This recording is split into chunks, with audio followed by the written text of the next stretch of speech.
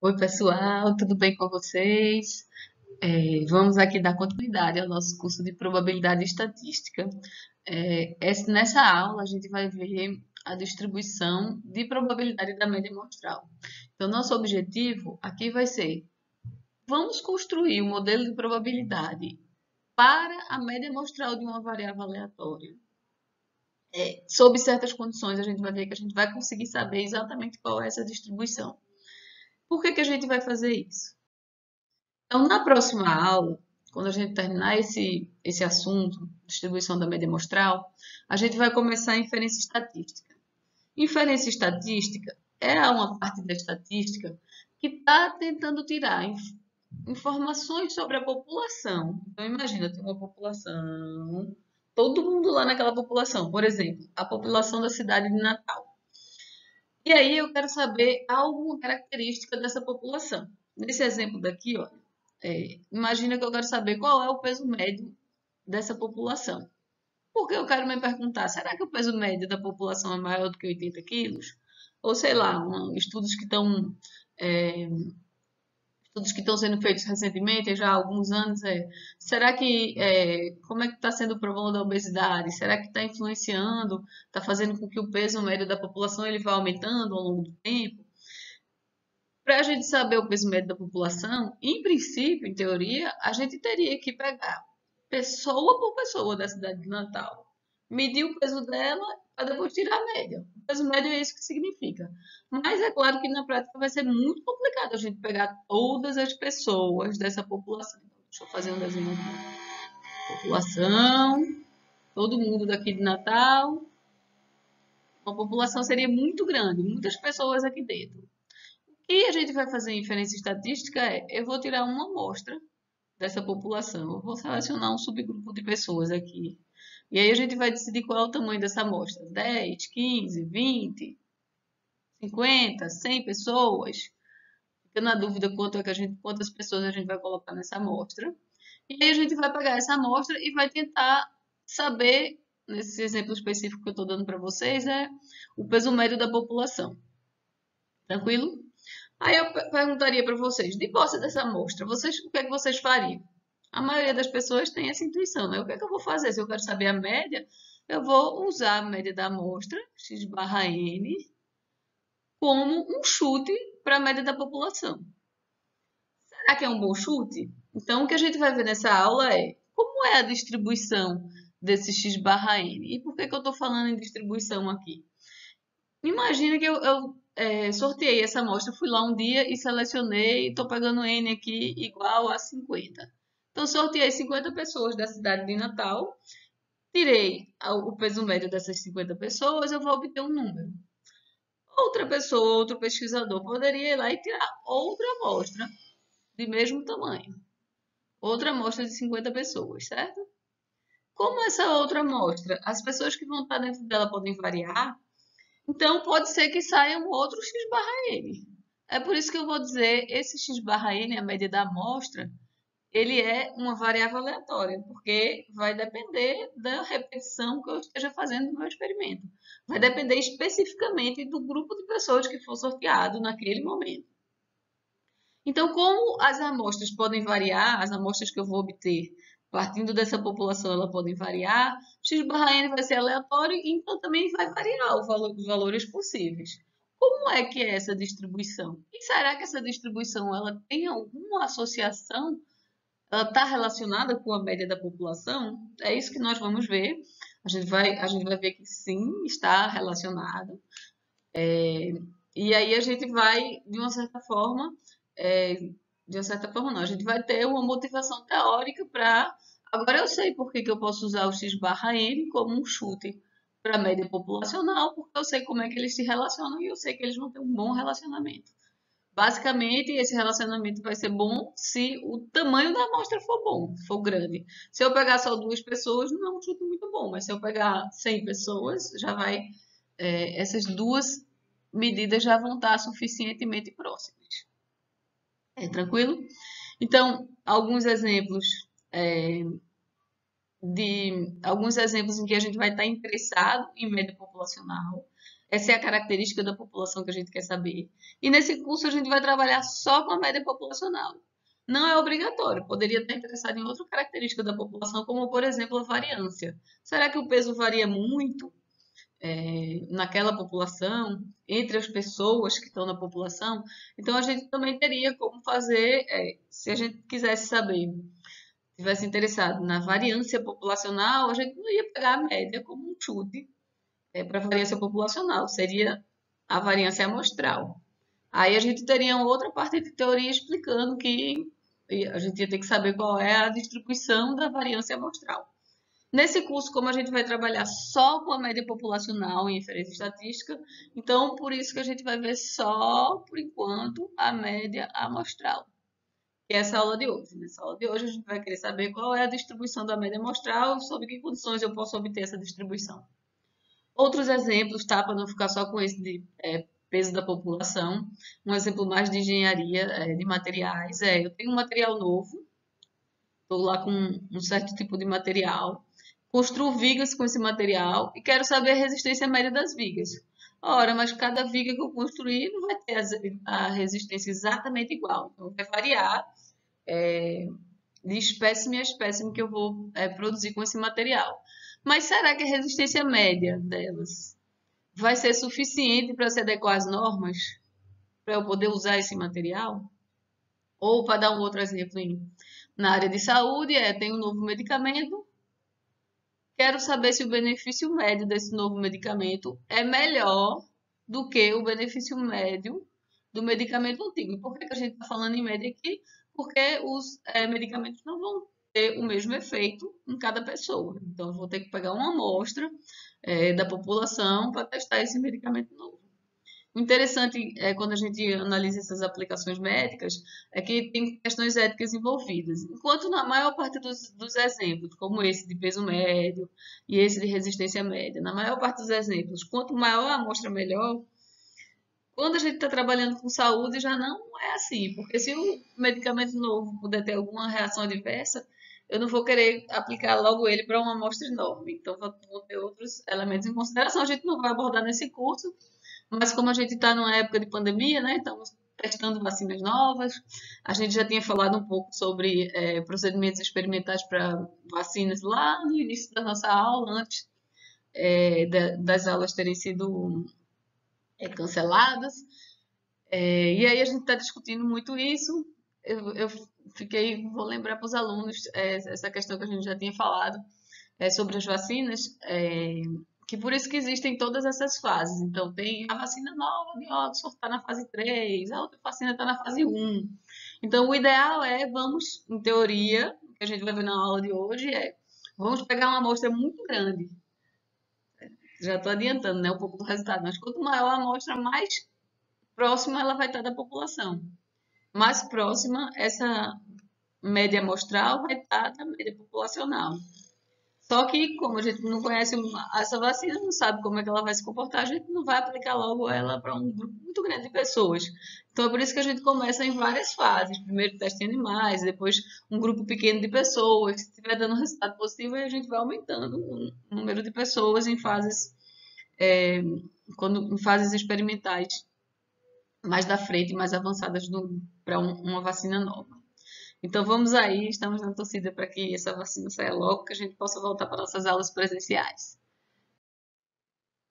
Então, como eu já disse no slide passado, o nosso objetivo vai ser saber como a média amostral se relaciona com a média populacional, para a gente ver se a média amostral vai ser realmente um bom chute para a média populacional. Às vezes eu boto o Nzinho aqui, certo? Para representar o tamanho da amostra, às vezes a gente não bota. Depende do livro. É só uma anotação a mais. Então, mas não se surpreendam se vocês encontrarem algumas vezes só x barra e outras vezes x barra n é o mesmo. A gente está falando da mesma estatística. Então, a gente vai começar obtendo a distribuição de probabilidade da média amostral. Para isso, a gente vai definir primeiro o que é uma amostra aleatória.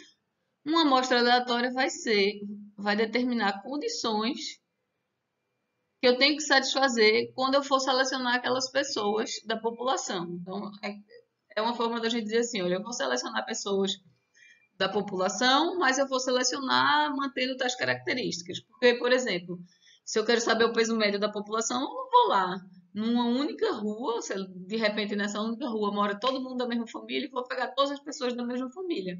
Não vai ser uma boa ideia a gente fazer isso, certo? Então a gente vai dar algumas condições que vão permitir a gente obter, vão dar hipóteses estatísticas que vão permitir que a gente construa essa distribuição de probabilidade. Aí a gente vai fazer uma hipótese adicional. Primeiro, vamos supor que a variável aleatória tem distribuição normal na população. O caso do peso é um exemplo em que é razoável a gente assumir normal, né? Vocês lembram como é a distribuição normal? A distribuição normal tem um formato de sino assim, olha.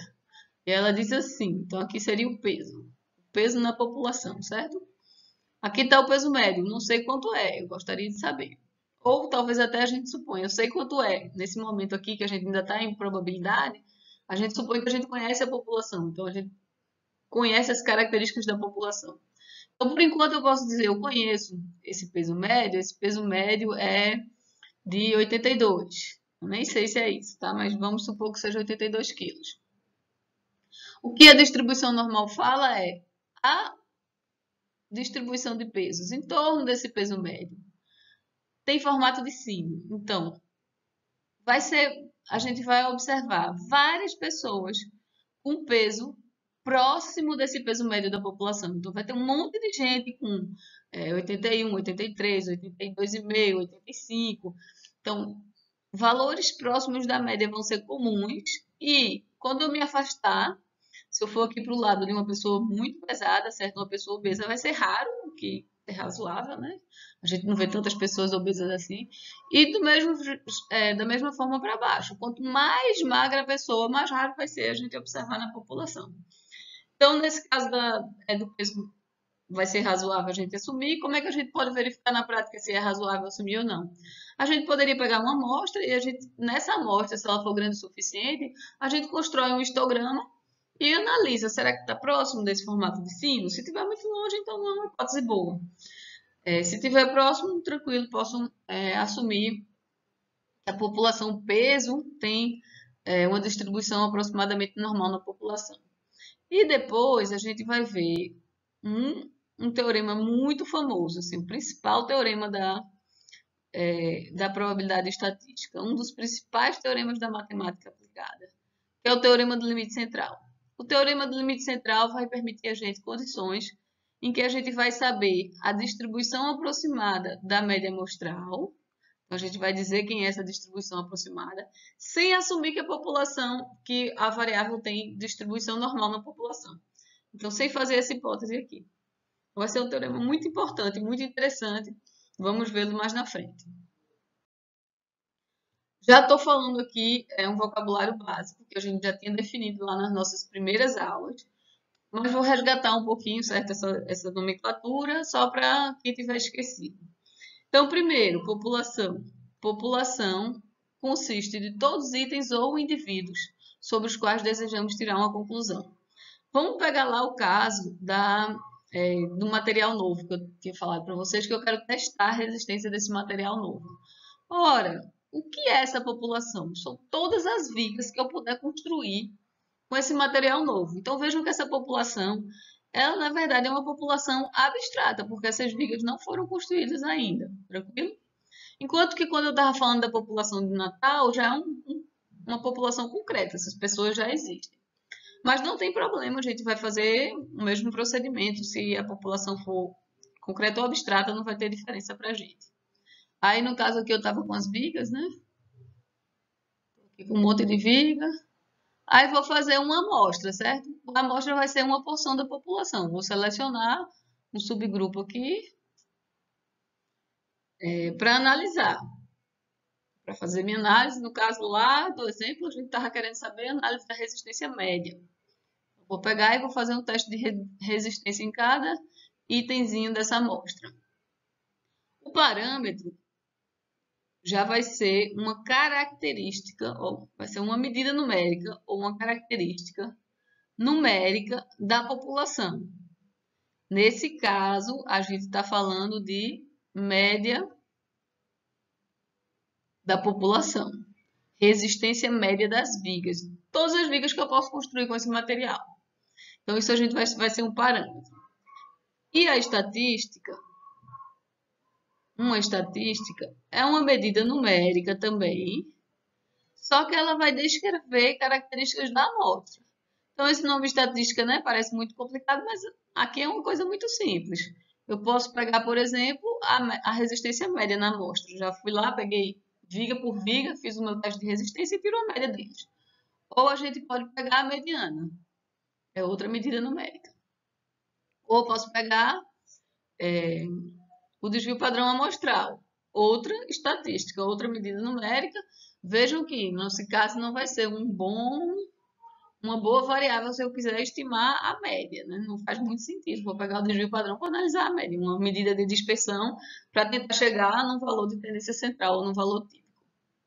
Mas aqui é só para dar exemplos para vocês de estatísticas ou de medidas numéricas. Então, essas medidas da população a gente vai chamar de parâmetros. Em particular, a gente vai estar interessado nesse parâmetro aqui, média da população. E medidas da amostra, a gente vai usar subgrupos de pessoas para calcular essas medidas numéricas. Aqui são só as pessoas que estão em vermelho, certo? Estou chamando de amostra. Medidas numéricas que a gente calcular a partir dos dados dessa amostra, a gente vai chamar de estatística. Eu acho interessante porque até antes de eu dar esse curso, nunca tinha parado para pensar assim, né? O que significa exatamente a palavra estatística? Então, dentro de estatística, a palavra estatística é um cálculo que eu vou fazer partindo de dados amostrais. Então, eu tenho lá minha planilha de dados, aquela planilha geralmente já são dados de amostra, e aí qualquer conta que eu fizer com aquela planilha, a gente chama de estatística. Em particular, se a gente fizer essa conta aqui, média da amostra. Então, imagina eu peguei o peso dessa pessoa, o peso da pessoa 1, o peso da pessoa 2, o peso da pessoa 3, 4, 5, 6 e 7.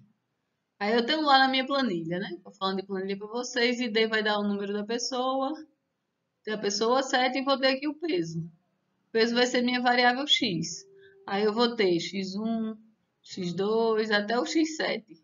Quando eu pegar, se eu pegar essa amostra de tamanho 7, quando eu tirar a média, a gente vai estar fazendo contas. A gente vai estar fazendo um cálculo numérico com os dados que a gente vai ter lá na planilha. Pegar a média da amostra, nesse caso da amostra de tamanho 7. Aí, vamos trabalhar agora com um exemplo que vocês vão ver que é um exemplo puramente didático, certo? A gente vai estar trabalhando com uma população que tem 4 alunos só. Mas esse exemplo vai ser, assim, esquisito, não é uma aplicação real, porque se a gente tem uma população de tamanho 4, a gente não precisa fazer a amostra, certo? A gente vai lá e faz o censo, né? Investigaria a informação que a gente quer de todas essas 4 pessoas. A gente está fazendo isso só para ilustrar para vocês o que é uma distribuição para uma média da amostra. Nesse caso, com essas 4 pessoas só na população, a gente vai conseguir visualizar todas as amostras que a gente pode tirar. E aí a gente mesmo na mão construir essa distribuição de probabilidade. Então é um exemplo para vocês entenderem o que está por trás do cálculo que a gente está querendo obter nessa aula. Então, vamos começar supondo que a gente tem 4 alunos no curso, essa é a minha população, só esses 4. Então, o tamanho da população, Nzão igual a 4. E a variável que eu estou interessada é a idade dos alunos. Fiz a idade dos alunos. A gente tem 4 alunos, um aluno com 18, um aluno com 20, um com 22 e um com 24. Também são valores que estão sendo escolhidos propositalmente para facilitar. Quais são as amostras possíveis de tamanho 2 que a gente pode tirar? E aqui a gente vai começar a colocar informações sobre o nosso processo de amostragem. Então, aqui eu vou supor que eu vou fazer uma amostragem com reposição. Com reposição significa o quê? Eu vou pegar uma urna, vou botar um nome dessas 4 alunos dentro dessa urna, olho primeiro o nome, boto esse nome lá dentro, balanço e tiro de novo o próximo nome. Como eu estou fazendo com reposição, eu posso repetir a mesma pessoa nas 2 vezes que eu puxar, certo? A gente está fazendo essa hipótese, vocês vão ver, porque também vai ajudar a gente nas nossas contas. Quais são os valores possíveis para a média dessas amostras de tamanho 2 que a gente vai fazer? Então, vocês entenderam? A gente tem lá, eu não vou nem botar o nome da pessoa, vou botar já a idade delas. Uma pessoa com 20, uma com 20, uma pessoa com 18, uma com 20, uma com 22 e uma com 24. X1 vai ser a primeira pessoa que eu vou sortear, o primeiro que eu tirar. X2 vai ser o segundo que eu tirar. Vejam que, como é com reposição, eu tenho 4 opções para a primeira pessoa e 4 opções para a segunda pessoa e são iguais essas opções, elas não vão variar. Quais são os valores possíveis para X1? X1 pode ser 18, 20, 22 ou 24. E X2 também. 18, 20, 22, 24. A amostra que eu vou pegar de tamanho 2, eu vou representar assim, X1 e X2. Primeiro selecionado, segundo selecionado. Tranquilo? E a média das amostras? A média das amostras, eu vou chamar de x barra 2, vai ser x1 mais x2 sobre 2. Vejam que como eu não sorteei ainda, como a gente ainda não sorteou, tanto x1 é aleatório quanto x2 é aleatório. Então vai depender do que vai sair do sorteio. Tranquilo? Vamos fazer rapidinho antes da gente trabalhar com todas as amostras que a gente pode tirar. Vamos só montar a função massa de probabilidade de x1 aqui. O x1 pode ser 18, 20, 22 e 24. Certo? Com que probabilidade? Qual é a função massa de x1? Pode ser. Não é igual, né? Não tem uma pessoa de 4 com cada uma dessas idades. Então, se eu vou fazer se eu vou sortear aleatoriamente, todas as pessoas vão ter a mesma chance de sair 1 sobre 4. Então, a probabilidade clássica aqui, a gente vai ter 0,25 ou 1 sobre 4, igual para todas as pessoas. Todos esses valores de idade. Vocês estão vendo essa distribuição, né? Então, a gente tem x1, uma variável aleatória discreta, e aí seria o uniforme discreto, ou a probabilidade clássica. Onde é que está a média dessa população? Quem sabe me dizer? Esse gráfico é simétrico, né? Só dando uma dica para vocês. Se ele é simétrico, média igual a mediana. Qual é a mediana? Está aqui igual a 21 entre esses dois. E a distribuição de x2? Quem sabe me fazer a função massa de probabilidade para a segunda pessoa que eu vou selecionar? Alguém sabe? Vai ser exatamente igual à da primeira pessoa. Por quê? Por causa do correposição. Esse correposição aqui é crucial. Então, a distribuição, eu vou botar x1 ou x2, p de x1 ou p de x2. Vai ser igualzinha das duas pessoas. A gente chama em estatística isso de identicamente distribuída. Então, x1 e x2 são identicamente distribuídas. E se eu tirasse um x3, um x4, um x5, com essa mesma técnica de amostragem, sempre com reposição e sempre selecionando aleatoriamente, dizendo que todos têm a mesma chance de sair, todos eles seriam identicamente distribuídos. Aí, aqui nessa tabelinha, está representado nas cédulas todas as amostras possíveis de tamanho 2 que a gente poderia tirar. Vocês lembram? A gente tinha aquela população assim, olha, 18, 20, 22 e 24, eu posso tirar. E vai tirar x1 e vai tirar x2, os x2 com reposição. Então, o x1 pode sair 18, aqui onde tem primeira observação é x1, e o x2 pode sair 18 também, essa é a minha primeira amostra, 18, 18. Ou pode sair 18, 20, ou 18, 22, ou 18, 24. Então, se vocês pensarem direitinho, nossas opções vão estar aqui nessa tabela. A gente vai ter, olha, 4 vezes 4, 16 amostras possíveis. 16 amostras possíveis. São todas as amostras que a gente pode construir sorteando essas duas pessoas com reposição. Tranquilo? E qual é a média em cada um desses casos? Ora, se eu peguei as duas pessoas com 18, 18, a média, o x barra 2 aqui vai ser 18. Se eu tirar essa amostra aqui, o x barra 2 vai ser 18 mais 20, né? x1 mais x2 sobre 2, 19. Vixe, como ficou pequenininho. Vocês estão entendendo o que eu estou dizendo? Aqui é 18, a média. Aqui, a média vai ser 19. Aqui, a média, opa, não é a média da população, é a média da amostra. Aqui, a média vai ser 24. Certo? Então, a média da amostra vai variar de acordo com o que for sorteado para aquela amostra. Então, o que a gente quer saber é qual é a função massa de probabilidade, quais são os valores possíveis para o x barra 2 e qual é a probabilidade com que eles podem acontecer. Tranquilo? Eu já estou vendo aqui de cara, ó, ele vai poder ir de 18 até 24.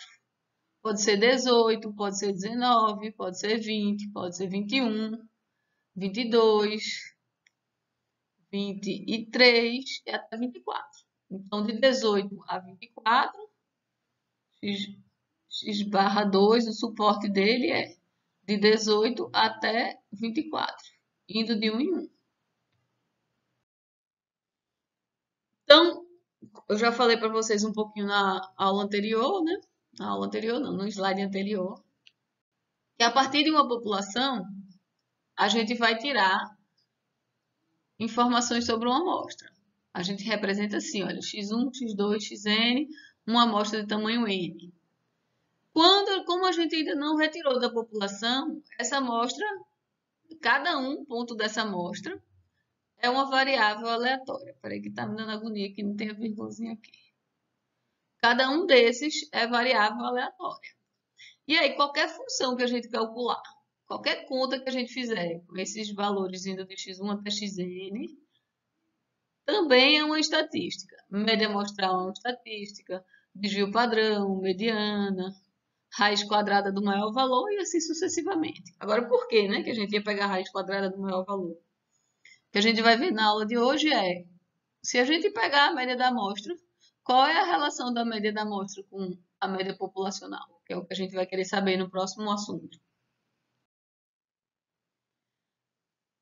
Aí, a gente continua com aquela anotação, né? Como tem certeza no valor da estatística antes da gente selecionar a amostra, a gente vai representar com letra maiúscula.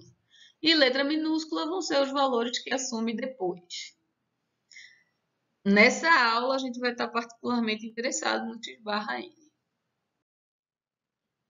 Voltando lá para aquele exemplo que a gente estava fazendo, nosso x barra n que a gente estava usando era o x barra 2. A gente ia selecionar só duas vezes, só duas pessoas com reposição, e ia calcular a média dos dois. Então, se a primeira pessoa que a gente selecionar tivesse idade 18 e a segunda idade 20, na média vai ser 18 mais 20 sobre 2, que vai dar 19, e assim sucessivamente. Aqui eu estou explicando bem devagarzinho o que a gente vai querer obter da média daquela tabela. Então, já que vai variar esse x barra 2, vai variar como? Qual é a função massa de probabilidade? Qual é a função de distribuição acumulada? Então, a distribuição vai depender do método de amostragem. Não foi à toa que eu insisti tanto que ali a gente estava selecionando com reposição. Se eu tivesse selecionando sem reposição, a segunda variável, o x2, ele não ia ter agora 4 valores possíveis, ia ter só 3 valores possíveis, ia depender do valor que saiu antes. Então, ia ficar mais difícil da gente escrever a distribuição de probabilidade do x2, porque ia estar atrelada à distribuição do x1, certo? Então, naquele exemplo lá, a gente assumiu com reposição, o que levou a gente a ter o identicamente distribuído. E, além do identicamente distribuído, a gente teve também a independência. Por que independência? Quem sabe me dizer? que era independência mesmo? Era quando a informação de probabilidade de uma variável não vai mudar a distribuição da outra. Quando eu faço com reposição, é isso que acontece mesmo. Porque, independentemente do que sair no primeiro sorteio, isso não me diz nada, já que eu vou botar o nome de volta na urna e vou balançar. Saiu a pessoa com 24, não vai me dizer nada sobre as chances, sobre a distribuição da idade da segunda pessoa que eu vou sortear. E por que não me diz nada? Porque a gente vai sortear de novo, né? Então, tanto faz. Se sair 18, 20, 22, 24, se a gente vai sortear de novo com reposição, a gente vai continuar com o mesmo modelo de distribuição que era aquele lá, probabilidade clássica, 0,25 de probabilidade de sair qualquer valor de x. Tranquilo? Então, lá naqueles... voltando lá para aquela tabela, a gente ia ter o x barra 2 e o barra está bem pequenininho. Os x barra 2 possíveis seriam 18, 19, 20, 21, 22, 23 ou 24, que eu já tinha falado para vocês que podia ser. Só que com que probabilidade? Para 18 só tem uma amostra possível, 18, 18. Para 19 eu tinha duas possíveis, 20 e 18, a primeira pessoa tem idade 20 e a segunda idade 18, e vice-versa. Para 21, eu já ia ter 4 resultados possíveis. Para 24, só um possível. Então, como eu tinha lá naquela minha tabela, não sei se vocês estavam lembrados, eu tinha 1, 2, tinha x1 aqui, né? Era 18, 20, 22 e 24. Tinha x2 aqui, 18, 20, 22 e 24. Eu tinha possibilidades de amostra no total 4 vezes 4. Então, o total era 16. Novamente, usando a probabilidade clássica. Qual é a chance, então, da média da amostra ser igual a 18? Ora, só se sair esse resultado daqui. Então, 1 em 16. Para o 24 é a mesma coisa, era só esse aqui. Então, 1 em 16. E aí, a gente vai fazendo isso sucessivamente para cada um dos valores, e a gente vai ter essa distribuição do x barra 2. Agora, se eu pegasse uma amostra com 3, já teria uma distribuição diferente. Se eu pegasse uma amostra com 4, também. Se eu pegasse uma amostra com 5, também. Professora, pode pegar uma amostra com 5 de uma população de tamanho 4? Pode também, porque era com reposição, né? Então, a gente vai ficar balançando e tirando. Agora, claro que na vida real, seria mais fácil, então, se eu tivesse realmente interessado, seria mais prático pegar os dados da população toda, dos 4, do que de 5, repetir várias vezes o mesmo experimento. Então, aqui era para mostrar para vocês esse exemplo, como a gente pode obter uma distribuição de probabilidade para uma medida numérica, para uma estatística x barra 2. Nesse caso, a gente pegou um exemplo bem simples, uma população bem simples, e a gente conseguiu obter, usando probabilidade clássica, toda essa distribuição de probabilidade do x barra 2. Fica de tarefa para vocês, façam x barra 3. Será que vocês conseguem? Mais na frente na aula a gente volta nesse exemplo que a gente acabou de fazer da idade da população, quando a população tem só 4 alunos. Eu vou mostrar agora um outro exemplo para vocês também, vai ser bem simples, só que nesse exemplo a gente vai construir a distribuição de probabilidade também da média com 2 só, daqui a pouco eu leio o contexto, mas a gente vai também obter a distribuição do x barra 2, só que agora a gente não vai usar diretamente a probabilidade clássica. Então, nesse exercício aqui, a gente vai ter um fabricante de celulares que vende 3 tipos de modelos de celular. E o preço dos modelos de celular varia. O modelo 1 tem um preço de R$80. O modelo 2, R$100. E o modelo 3, R$120. 20%, 30% e 50% dos consumidores escolhem modelos 1, 2 e 3, respectivamente. Então, 1, 2 e 3, respectivamente. Ou seja, como é a distribuição de probabilidade da variável x é o preço de compra de um celular selecionado aleatoriamente. Então, o próximo cliente que entrar nessa loja, qual é o preço que ele pode pagar pelo celular e com que probabilidade? Então, a gente vai só usar essas informações, ó, o preço pode ser 80, 100 ou 120, com essas probabilidades que estavam sendo dadas para a gente. A gente sabia que 20% escolhe o modelo 1, então veio esse 0,2 aqui. 30% o modelo 2, então 0,3 de probabilidade do preço ser 100, que era o preço do modelo 2. E os 50% restantes para o preço de 120.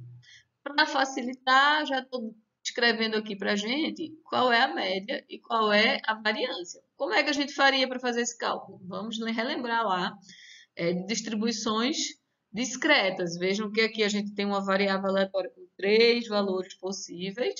A gente conhece a função massa de probabilidade. Então, a média a gente calcula como o somatório de valores possíveis do preço ponderado pela chance deles saírem. No caso aqui, a gente tem 3 valores possíveis.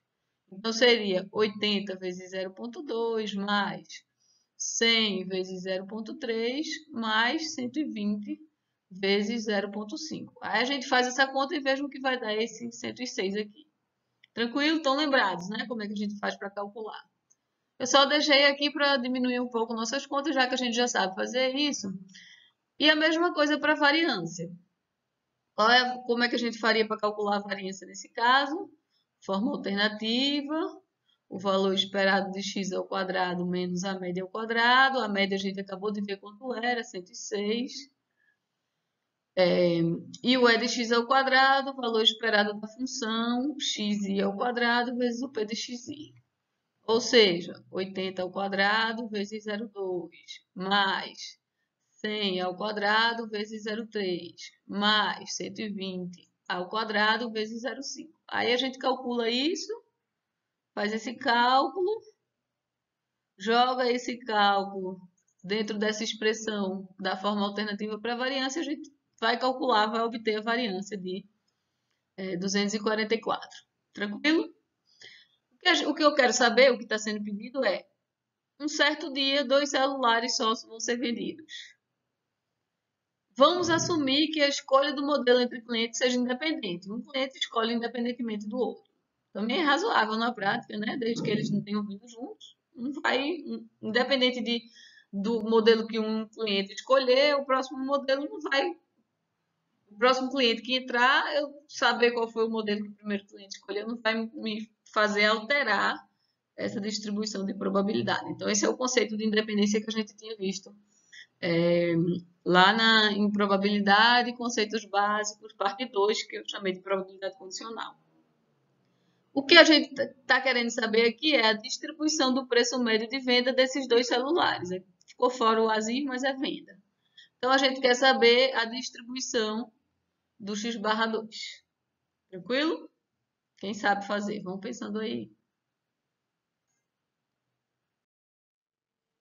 Então, a distribuição de probabilidade do preço que um cliente vai pagar pelo celular está dada aqui, só estou trazendo a informação que a gente tinha do slide passado. Pode variar entre 80, 100 e 120 com essas probabilidades, 0,2, 0,3 e 0,5. Vejam que a gente está assumindo um cliente independente do outro. Então, se eu vou ter 2 clientes aqui que eu vou selecionar, o primeiro que vai chegar pode pagar 80, 100 e 120. O segundo, a mesma coisa. 80, 100 e 120. E aqui no meio, vamos fazer aquela tabela com o preço médio que eles vão pagar, que é a nossa variável de interesse, x/2. Então, a gente vai ter essa tabela aqui. Qual vai ser a média de preço pago? Se o primeiro paga 80 e o segundo paga 80 também, na média, nesse dia, 80. Se o primeiro paga 80 e o segundo paga 100, na média, 80 mais 100, 180 dividido por 2, 90. Se o primeiro paga 80 e o segundo paga 120, na média 100. Se o primeiro paga 120 e o segundo 120, o preço médio nesse dia de venda foi 120 também. Tranquilo? Então, quantas possibilidades a gente tem? A gente vai ter, de novo, 9 possibilidades, ó, 3 vezes 3. 3 para o preço do primeiro cliente, 3 para o preço do segundo cliente. Vejam que a gente está assumindo ID, a gente está assumindo que um cliente é independente do outro, então veio o primeiro I aqui, e a distribuição é igual para o segundo cliente. A gente fez essa hipótese, que ambos tinham esse modelo de probabilidade, essa função massa de probabilidade. Agora, o que acontece, então? Quando eu for fazer a função massa de probabilidade, a gente não vai estar mais dentro do caso da probabilidade clássica, porque essas distribuições aqui, de cada um não é igual, como naquele exemplo lá da idade, que cada aluno que eu selecionasse tinha 0,25% de chance de sair. Agora, a probabilidade de o primeiro cliente pedir um modelo 80 e o segundo modelo 80 também, como são independentes, ó, a probabilidade da interseção é o produto das probabilidades, então vai ser 0,2 para o primeiro cliente e 0,2 para o segundo cliente. Então, 0,2 ao quadrado. Já a probabilidade desse cara aqui, da média ser 120, primeiro pedir um modelo que custa 120 e o segundo também, não vai ser mais igual a essa. Vai ser, pela independência, o produto dessas probabilidades, então vai ser 0,5 ao quadrado. Tranquilo? Então, esse é um exemplo em que também foi um exemplo simples, certo? A gente vai pegar uma média só de 2, mas agora não é mais com a probabilidade clássica para variar um pouquinho o que a gente está fazendo. Então, vou mostrar aqui uma tabela para vocês com tudo que pode acontecer, todas essas combinações de modelo escolhido pelo primeiro cliente e modelo pelo segundo cliente e já com a probabilidade do lado. Lembre que a gente já tem como fazer isso, como eu já fiz agora, a probabilidade do primeiro ser 80 e o segundo 80. Vou fazer um outro exemplo. Qual a probabilidade do primeiro ser 100 e o segundo ser 80? Aí, de novo, eu vou pegar a independência, a probabilidade do primeiro ser 100, 0,3, vezes a probabilidade do segundo, 80, vezes 0,2. Tranquilo? Eu posso fazer isso para cada caso daquela minha tabelinha que eu acabei de apagar. Então, isso não é difícil. Vou ficar repetindo o mesmo procedimento. Vou trazer a tabela para vocês aqui. Então, aqui está a tabela com todas as 9 combinações que a gente tinha. A probabilidade dessas 9 combinações. E a média aqui do lado. Certo? Então, agora eu já posso construir a minha função massa de probabilidade. Por quê? Quais são os valores possíveis para o x barra 2? Qual o suporte do x barra 2? 80, 90, 100, 110 e 120. Então, a gente vai ter 80, 90, 100, 110 e 120. Certo? Agora, 80, quais são as possibilidades que eu tenho? Só essa probabilidade aqui, 004. 004. Nesse eixo. Já 90, eu vou ter 90 aqui e aqui. Então, a gente vai ter 0,06 vezes 2. Então, 0,12. Vai ser 3 vezes essa altura aqui, né? Então, já para 90 vai ser 0,12. Para 100, deixa eu apagar aqui para a gente ver quais são os resultados possíveis cuja média dá 100. E por que eu estou somando? Porque cada um desses é mutuamente excludente do outro. Então, para 100, a gente vai ter 100, 100, 100. Então, a gente vai ter 0,29. E aí, a gente vai completando aqui, certo? 0,29. Aqui é o P de x barra 2 e aqui é o x barra 2. É o valor da média. Então, 0,29. Para 110, eu vou mudar a cor agora. Para 110, a gente vai ter 110 aqui e aqui. 0,15 mais 0,15. Então, 0,30. Quase igual a esse, um pouquinho maior só. 0,30. E para 120, só para a gente concluir, a gente vai ter só um valor possível, 0,25.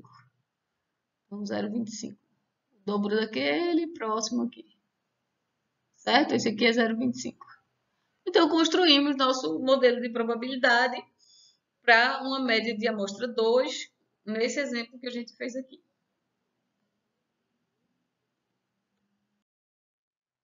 Então, aqui tem só aquele resultado que a gente acabou de obter, certo? Eu tinha feito no gráfico, aqui está em formato de tabelinha. Vamos só conferir se eu não errei nas contas, olha. Aqui já é a distribuição do x barra 2. Podia ser 80, 90, 100, 110 e 120, com probabilidades 0,04, 0,12, 0,29, 0,30 e 0,25. Tranquilo? Então, acertamos lá na nossa conta. O que acontece? Vamos pegar agora essa distribuição e vamos ver onde é que está o centro dela. O que acontece se eu olhar para algumas medidas, algumas características dela? A primeira medida que eu quero olhar é qual é a média da média amostral. Essa aula às vezes fica engraçado que eu falo a verdadeira média da amostra, fica muito média, certo? Mas o que eu quero saber é qual é a média da amostra de tamanho 2, ou o valor esperado, x barra 2. Vocês lembram? Variável aleatória discreta. Sabemos as probabilidades de cada valor possível, então é a média ponderada de cada valor possível pela sua chance de sair. Vamos fazer essa conta para ver quanto é que dá. Então, essa média, vou continuar a conta aqui embaixo, certo? Vai ser 80 vezes 0,04, mais 90 vezes 0,12, mais 100 vezes 0,29, mais 110 vezes 0,3, mais 120 vezes 0,5, 25. Se a gente fizer essa conta, quanto é que vai dar? Vou fazer aqui na calculadora. Então, a gente vai ter 80 vezes 0,04 mais 90 vezes 0,12 mais 100 vezes 0,29 mais 110 vezes 0,3 mais 120 vezes 0,25. E vai dar igual a... Vocês estão vendo? 106. Opa, pera lá. 106, a gente já viu esse número nessa aula, não foi? Vocês lembram? O primeiro slide que eu dei com a distribuição do preço de venda de um celular, que podia variar entre 80, 100 e 120. Com que probabilidade? Era 0,2, 0,3 e 0,5. A probabilidade do preço de venda de cada cliente. A média era 106 também. Opa, quer dizer então que a média da amostra é igual à média de um só. Nesse caso, a média da amostra tinha 2, né? Então, se eu tirar a média com 2 clientes, vai bater na mesma média de um cliente só. 106. Opa, quer dizer que essas distribuições estão centradas em torno do mesmo valor. E a dispersão, como é que fica? Se eu calcular, e não vamos calcular, tá? Mas se a gente pode pegar esses valores aqui e calcular da mesma forma que a gente tinha feito, da mesma forma que a gente aprendeu a fazer lá em distribuições discretas. A gente vai fazer usando a forma alternativa, a variância do x barra 2, ou sigma 2 do x barra 2, vai ser como? O valor esperado de x barra 2 ao quadrado menos essa média 106 ao quadrado. A gente calcula, vamos ver quanto é que vai dar.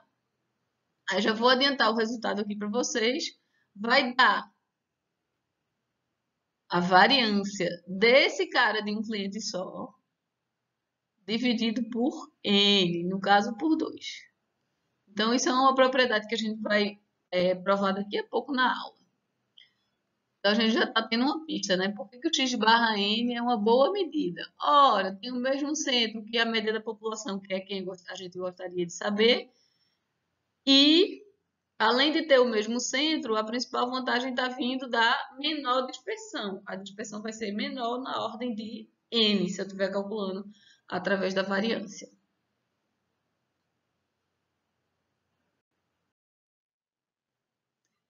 Então, como só para mostrar aqui o gráfico para vocês, com essa lógica que eu estava dizendo, a gente tinha, essa era se eu pegasse uma pessoa só da população, essa é a distribuição do preço que essa pessoa paga.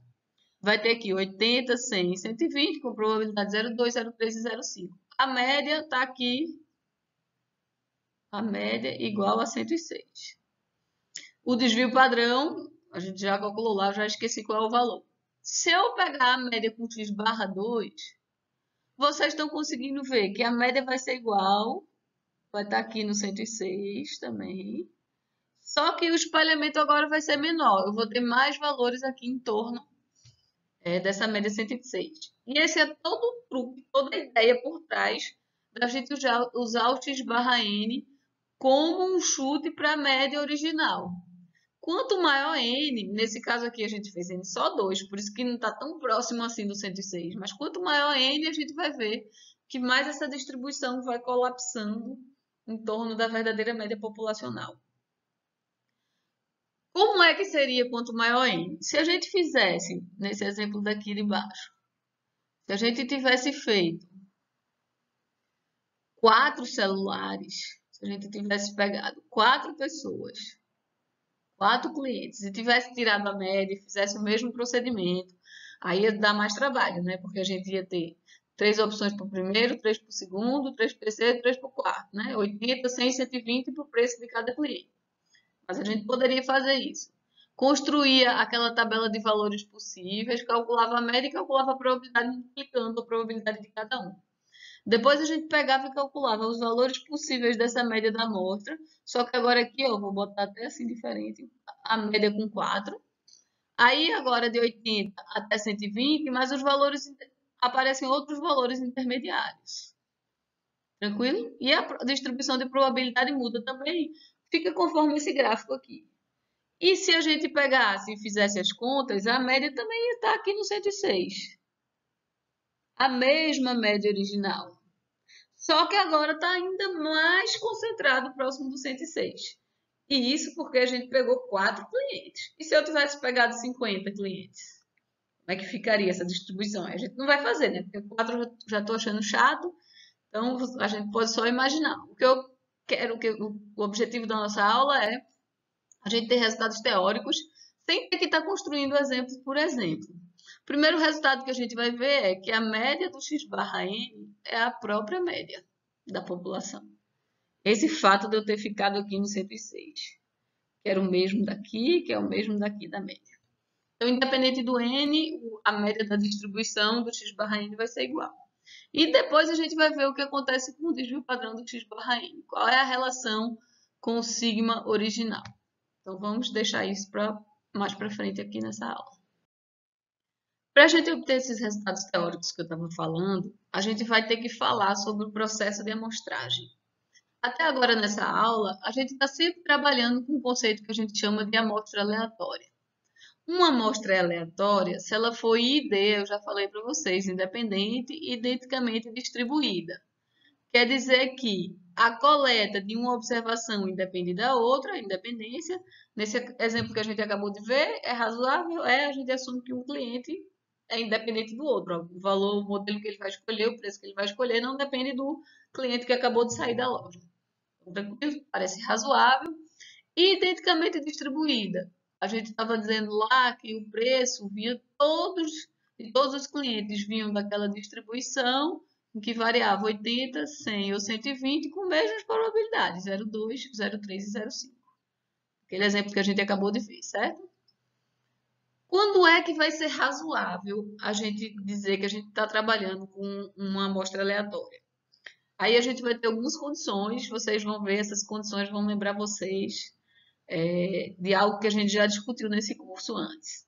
Como é que a gente vai fazer para ter uma amostra aleatória? Ou faço sorteio com reposição, como naquele exemplo que a gente estava dando lá, idade de 4 alunos, eu ia selecionar 2, e aí eu dizia, estava selecionando com reposição.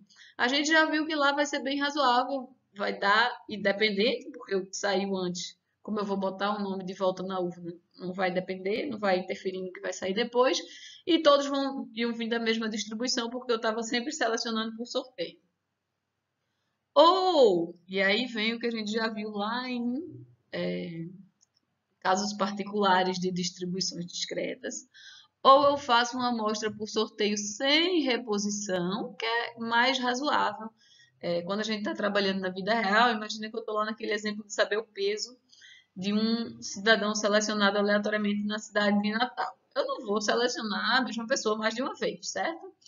Então, se eu fizer um sorteio sem reposição e a população for infinita, for muito grande, então vai ser razoável também a gente dizer que saber o peso de um não vai interferir no outro e eles vão ter a mesma distribuição. A gente pode assumir, por exemplo, uma distribuição normal para o peso, em torno aqui de 82, eu tenho botado esse valor, vamos botar um desvio padrão de, sei lá, 2,5 quilos. Tranquilo? Então, a gente vai assumir toda pessoa que eu selecionar da minha população vai ter essa mesma distribuição normal. Ou, como na vida real, nesse caso da população que eu estou selecionando, a população não vai ser infinita, a gente tem lá 1 milhão e pouquinho na cidade de Natal, ela não é infinita, mas a gente vai considerar suficientemente grande. Ou seja, na prática é como se ela fosse praticamente infinita. Então, na vida real ela não é infinita, mas ela é para os fins da modelagem que a gente vai fazer. A gente pode assumir quase infinita e aí a gente vai selecionar sem reposição por sorteio e vai considerar que isso é uma amostra aleatória. Tranquilo? A gente viu essas mesmas condições quando a gente estava fazendo distribuição binomial. Lá a gente dizia, quando é que eu sei se a distribuição é binomial ou hipergeométrica? Aí, se fosse aleatório, se fosse feito desse jeito, ou por sorteio com reposição, ou sorteio sem reposição de uma população muito grande, a gente podia fazer binomial. Agora, se a população fosse pequena, não. Aí a gente ia ter que ir para o caso da hipergeométrica, que não satisfazia independência e nem tinha probabilidade de sucesso constante. Então, a gente, desde que a amostra seja aleatória, a gente vai agora desenvolver alguns resultados. Na verdade, infelizmente, tem uma parte matemática que a gente não viu ainda, então eu vou dar uns resultados para vocês vão assumir como sendo verdadeiros. Então, o primeiro resultado é que, se eu defino uma variável y como sendo a combinação linear de duas outras variáveis aleatórias, como assim combinação linear? Uma constante multiplica uma variável x1, outra constante multiplica uma variável x2. Eu vou apagar, certo? Para não tirar as coresinhas, que eu tive o trabalho de fazer coloridinho aqui embaixo. Então, se eu defino y desse jeito, a e b são constantes, por exemplo, y é x1 mais x2. Então, a igual a 1, b igual a 1. Ou y é 3x1 mais 2x2.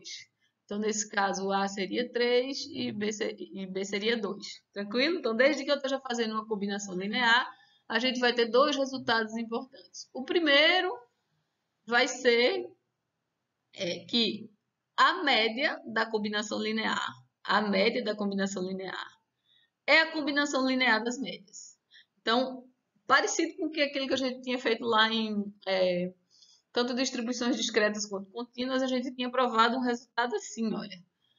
Se eu faço uma função linear, eu posso aplicar a mesma função na média. Então, era A, valor esperado de x2, mais B. Eu tirava as constantes de dentro, vocês estão lembrados? Só que aqui não é tão simples quanto a gente tinha provado lá, porque agora eu tenho duas variáveis aleatórias. E aí eu teria que ver como é que se comporta a relação entre elas. Então, por isso que eu vou dar logo o resultado para vocês. A média delas, a média da combinação linear, é a combinação linear das médias. Então, esse é o primeiro resultado.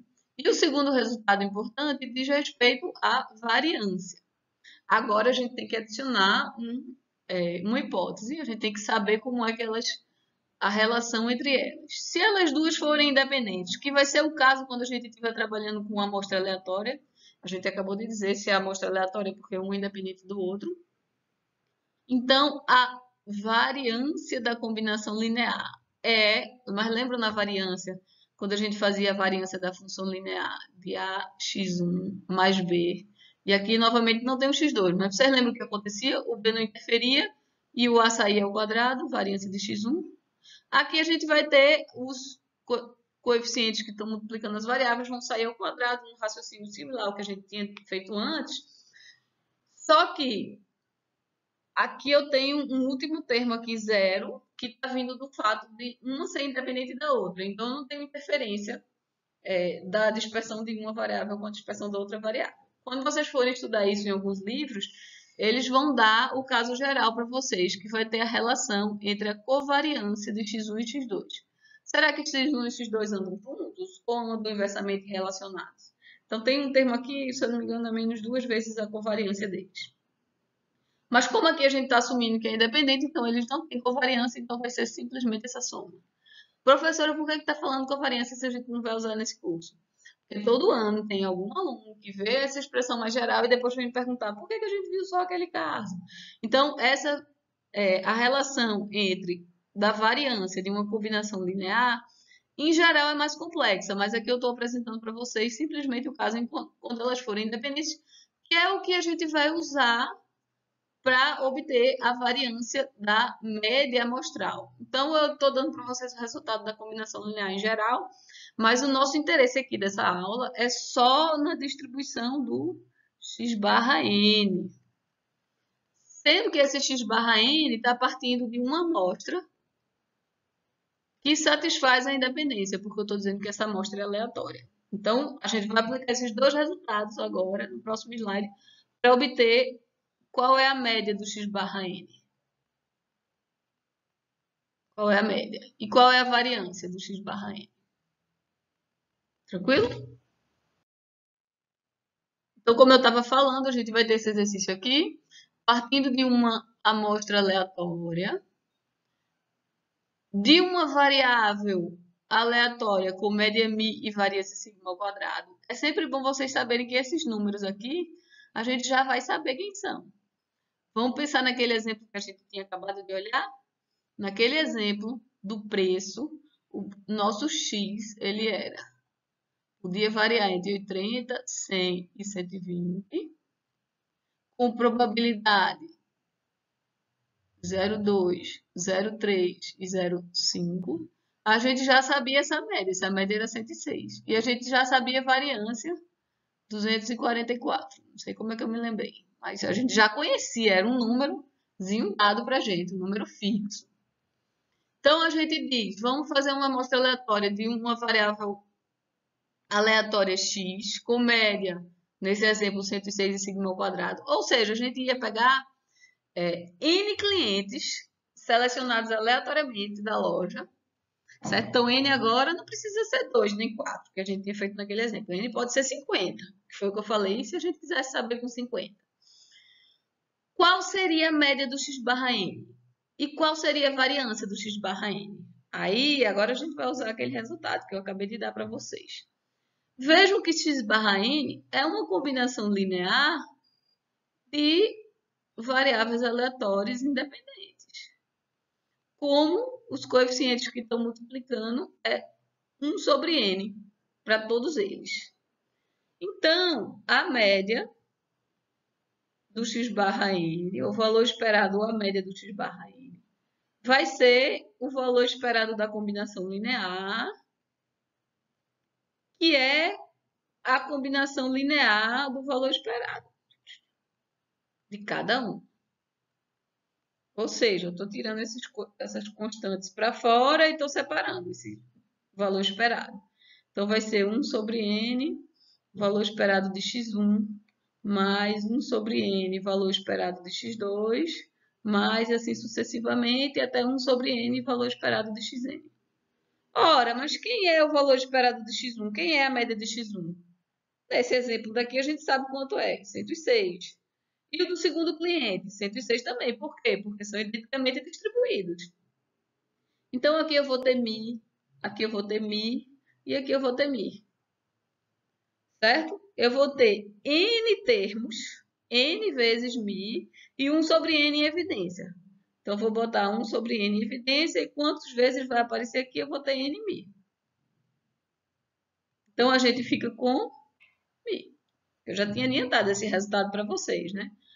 A média da média amostral, a média daquele gráfico da distribuição de probabilidade da média amostral, é a própria média populacional. Então, estão centrados no mesmo ponto.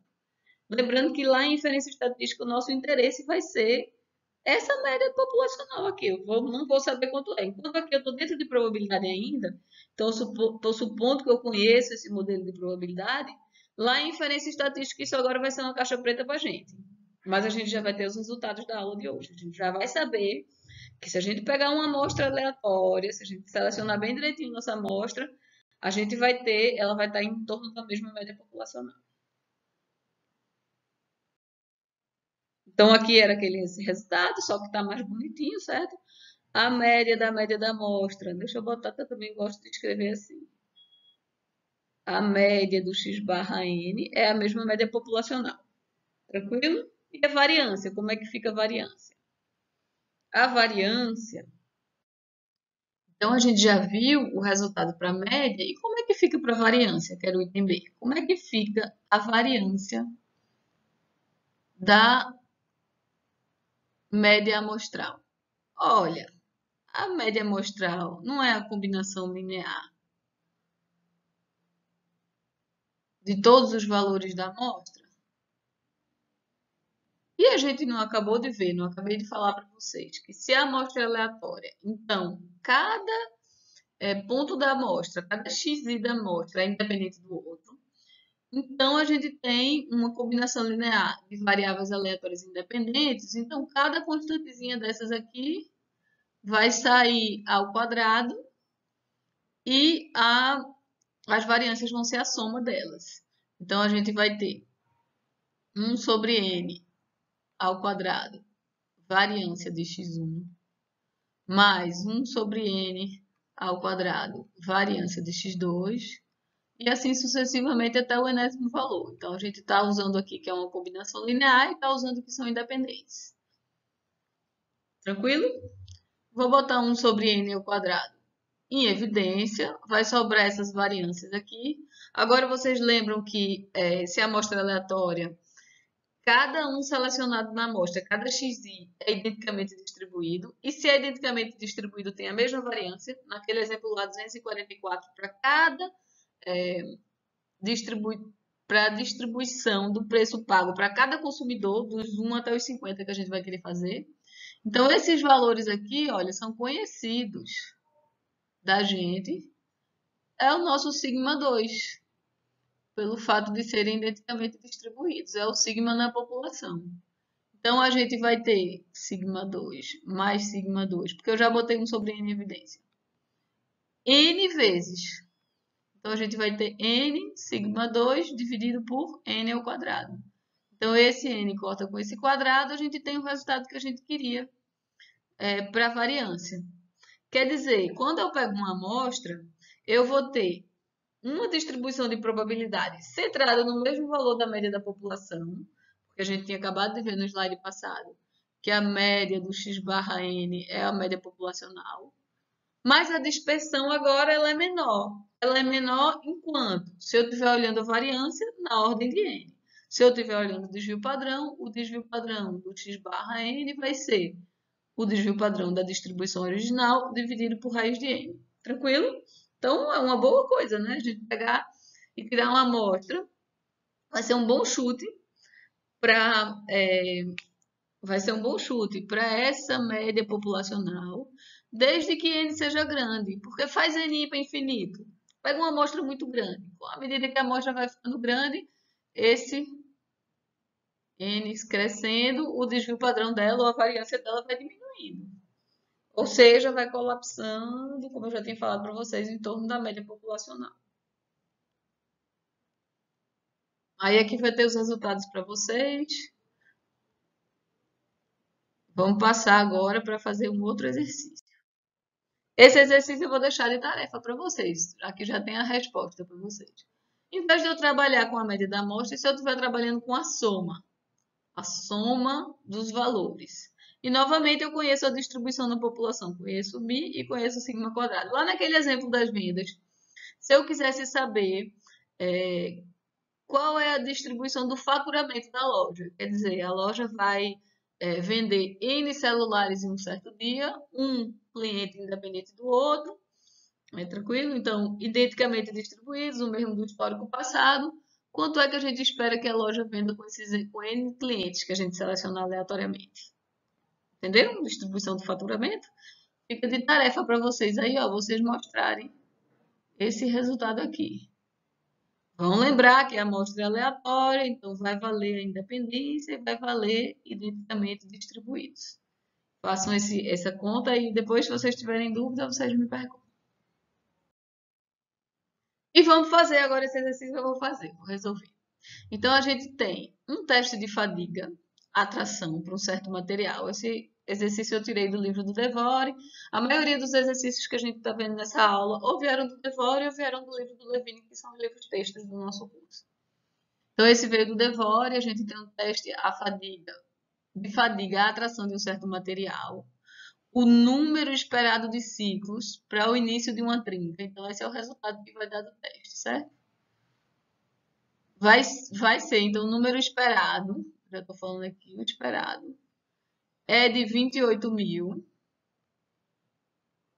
E o desvio padrão, 5.000. Então, eu já fiz o teste. Eu já fiz testes de fadiga para esse material. Vários testes, e eu já sei esse histórico. Eu já sei que, em média, 28.000 ciclos. E o desvio padrão, 5.000 ciclos para esse tipo de teste. Aí, a gente pegou 25 itens. A gente pegou 25 corpos de prova desse material. E XI me diz o número de ciclo para cada corpo de prova diferente. Para um corpo de prova, para o iésimo corpo de prova. Então, a gente variou de 1 a 25. Ou seja, a gente repetiu nosso experimento com corpos de prova selecionados ou elaborados aleatoriamente um do outro. Tranquilo? E aí a gente quer saber o seguinte: qual é o valor esperado do número de ciclos médio na amostra? Tranquilo? Então, se a média da amostra eu vou chamar de x barra 25, vai ser x1 mais x2 até x25, dividido por esses 25. Então, eu vou pegar o número de ciclos para a primeira trinca, para os 25 corpos de prova, eu vou tirar a média entre eles. Qual é a média dessa média? Ou qual é o valor esperado desse cara? Ora, preciso fazer de novo? Não preciso fazer de novo. Eu já sei que vai ser igual à média do que eu já tenho do histórico. Então, eu já sei que vai ser a mesma média que a gente já tinha lá, esses 28.000. E o desvio padrão? Como é que fica? Tá perguntando desvio padrão aqui, ó. E o desvio padrão?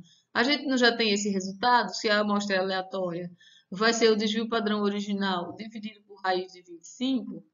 Então, vai ser esses 5.000, que a gente já tinha, já sabia, dividido por 5 vai dar 1.000.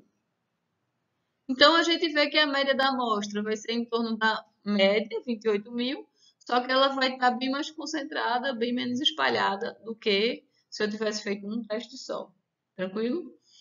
Fica parecendo esquisito, porque aqui a gente está fazendo, a gente está dentro de probabilidade ainda. Então, a gente supõe que a gente já conhece esses caras. É claro que na vida real, normalmente a gente está trabalhando com material novo, a gente não sabe como é a distribuição desse material novo. Mas, novamente, o que a gente está aprendendo aqui é para fazer a ponte, a ligação entre a probabilidade e a inferência estatística, que é o que a gente vai ver nas próximas aulas.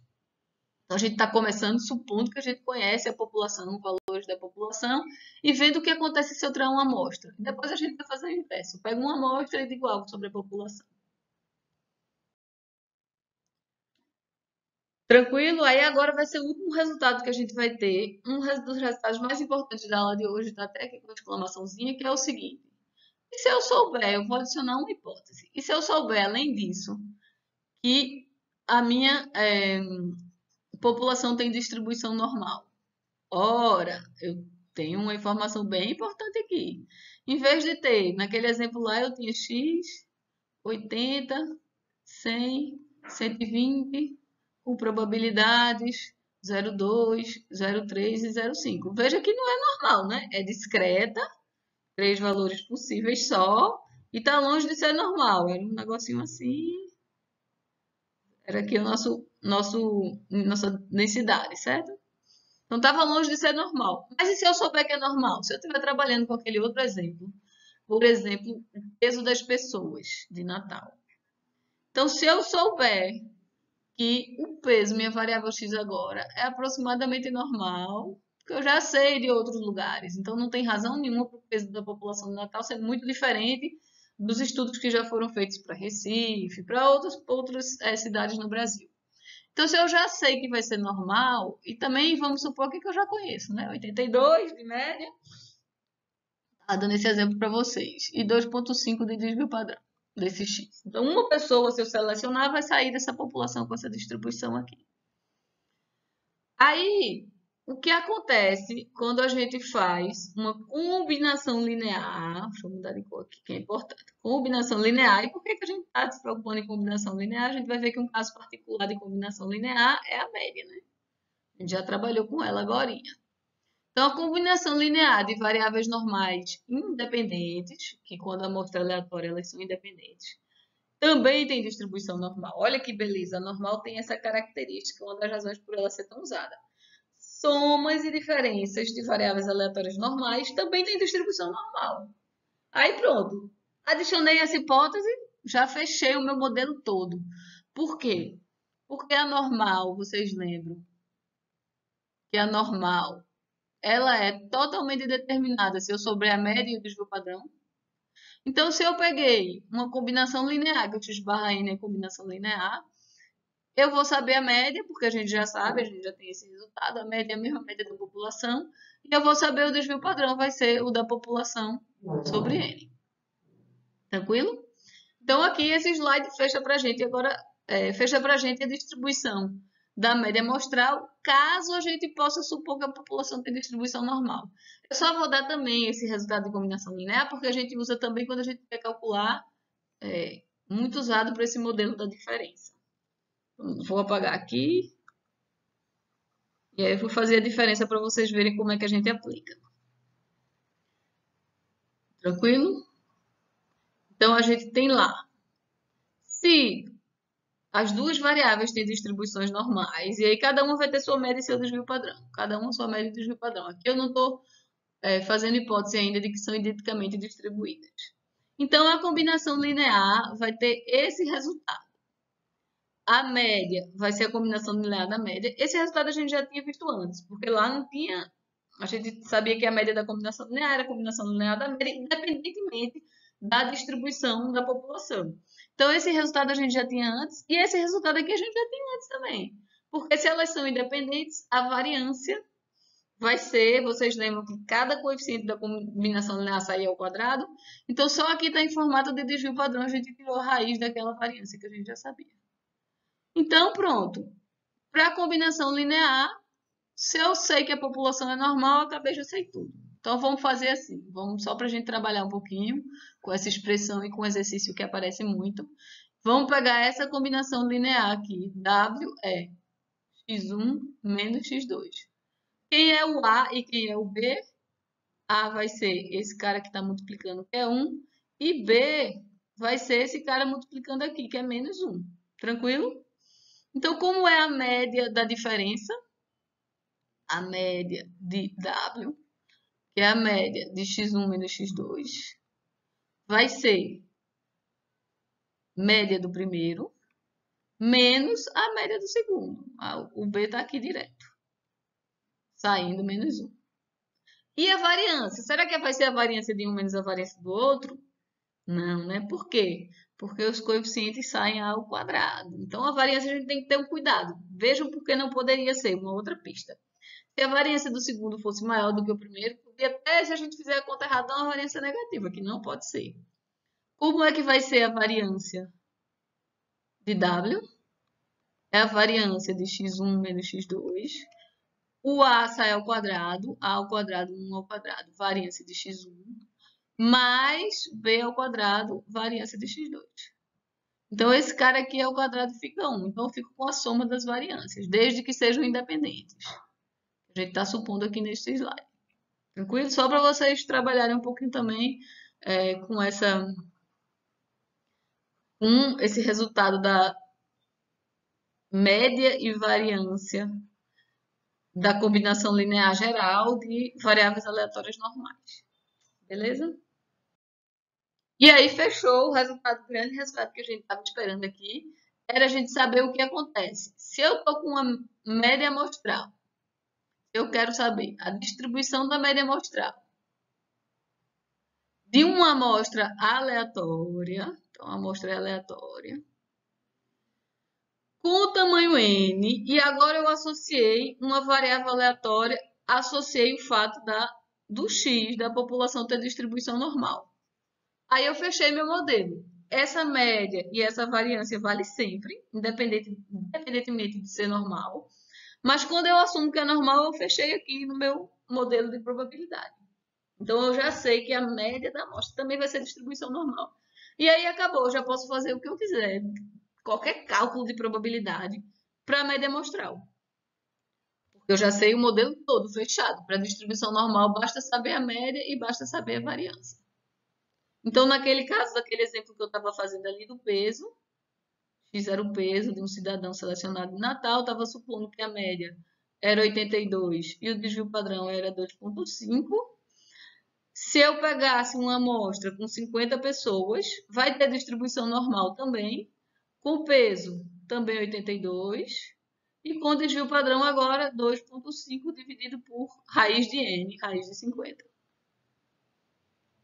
E aí a gente faz o que a gente quiser com essa distribuição.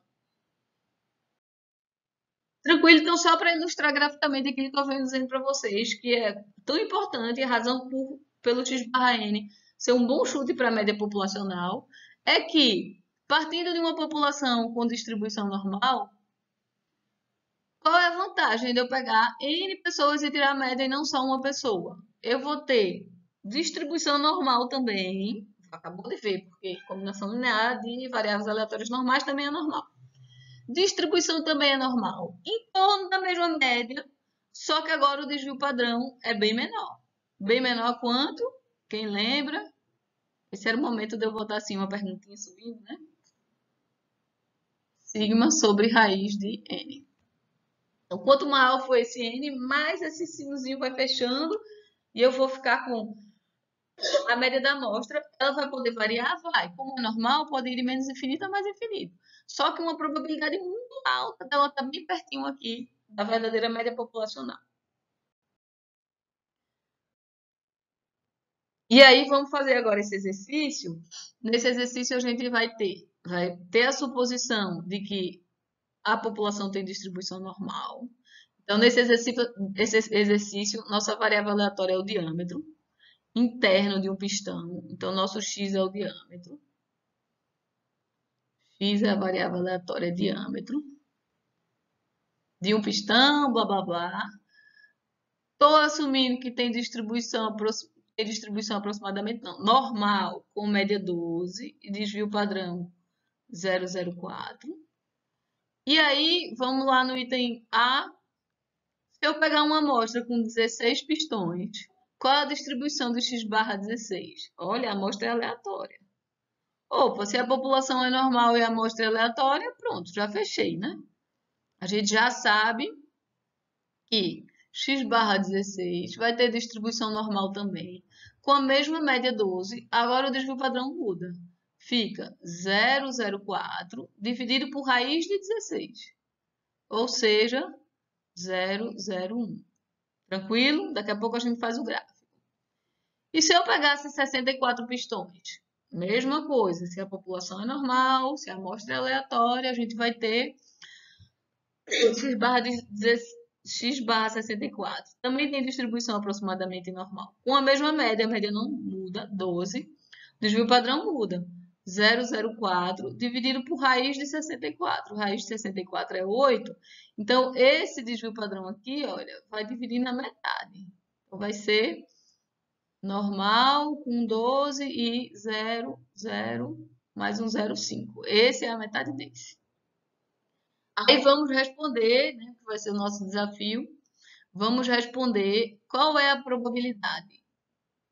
Para qual dos dois tamanhos da amostra, N16 ou N64, a probabilidade da média estar a menos do que 1 centímetro de distância da média populacional 12 é menor. Entenderam? Deixa eu escrever aqui. Menos de 1 centímetro de distância é 12 menos 1, menor ou igual que x barra 16 menor ou igual do que 12 mais 1 mais 001. E vou fazer a mesma conta.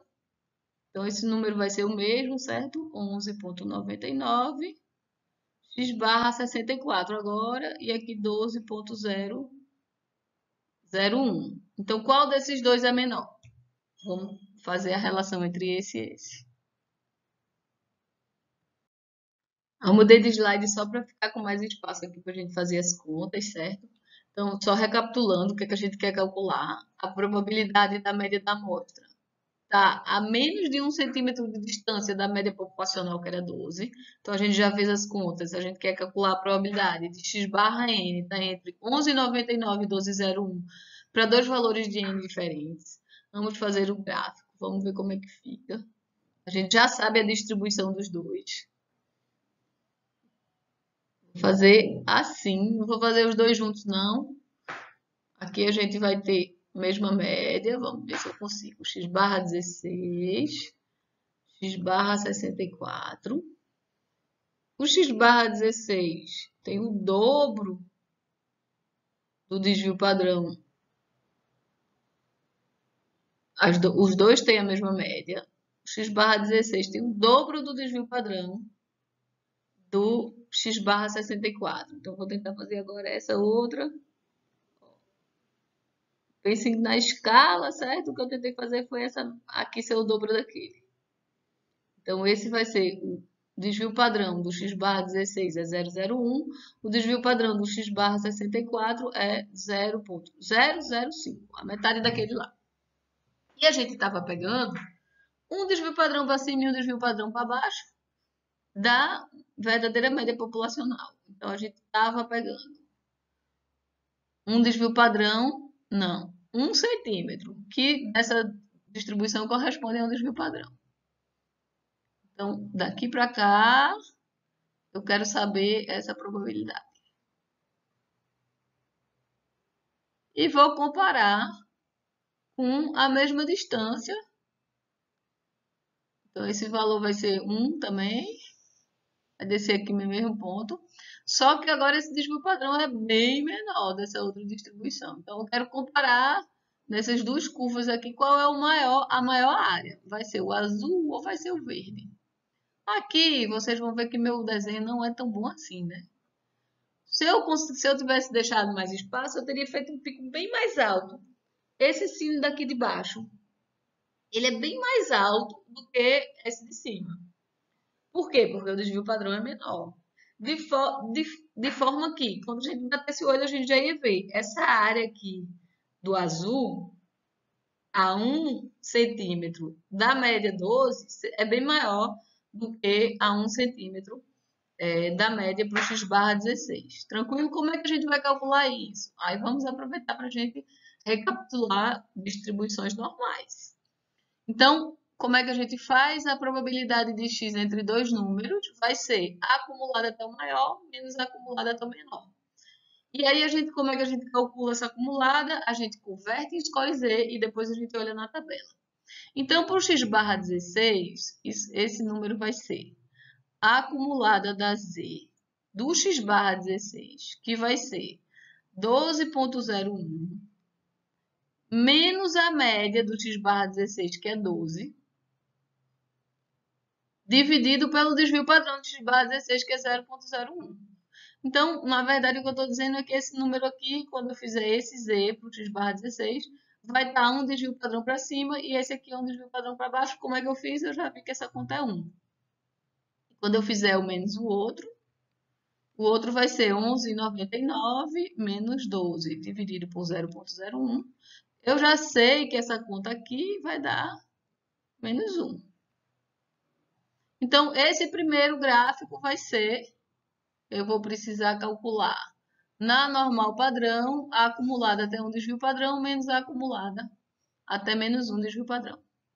E para esse gráfico aqui, qual vai ser o score Z desse ponto aqui? 11 centímetros. Ora, 12,01 centímetro para cima. Agora, é dois desvios padrões. Vocês lembram que esse cara aqui é metade desse? Então, aqui vai estar no 2 e aqui vai estar no menos 2. Então, para o x barra 64, essa probabilidade vai ser F acumulada da normal padrão do 2 menos a acumulada da normal padrão do menos 2. A gente vai fazer as contas, certo? No próximo slide que eu coloquei a tabela. E vocês vão ver que essa área vai ser bem maior do que essa área, como deveria ser. Que a gente deveria bater o olho e ver se eu tivesse feito o pico mais acentuado. Então, tente fazer um gráfico com a escala melhor. Então, voltando, eu vou ter que fazer duas contas, né? A probabilidade do x barra 16 a um desvio padrão a 1 centímetro da média 12 era a acumulada do 1 menos a acumulada do menos 1. E a mesma probabilidade, só que agora para o x barra 64, a menos de um desvio padrão. Se vocês fizerem essa conta, foi como eu disse lá para vocês, entre o 11,99 e o 12,01 para os dois. Só que nesse caso aqui, como o desvio padrão do x barra 64 é a metade do desvio padrão do x barra 16, esqueci dos barras aqui, né? A gente vai ter, para o 64, vai ser a acumulada até o 2 menos a acumulada até o menos 2. Tranquilo? Então, vamos ver aqui quanto é que fica. Vou olhar acumulado até o 1. Acumulado até o 1. Qual era a linha? Linha 1.0, coluna 00, porque 1 é 1.00. Então, linha 1.0, coluna 00. Então, esse é o primeiro cara. Vou botar aqui em azul para vocês verem já, que já é o número da tabela. 0,843. Menos a acumulada do menos 1. O menos 1 é linha menos 1.0, coluna 00. Então, a gente vai ter menos 1.0. 0,1587. 87. Certo? Vamos fazer agora, daqui a pouco a gente olha na calculadora. Vamos fazer agora para o x barra 64. Vou até pegar com outra cor. A gente vai ter acumulada no 2.00 e vai ser 0,9772 menos a acumulada no menos 2.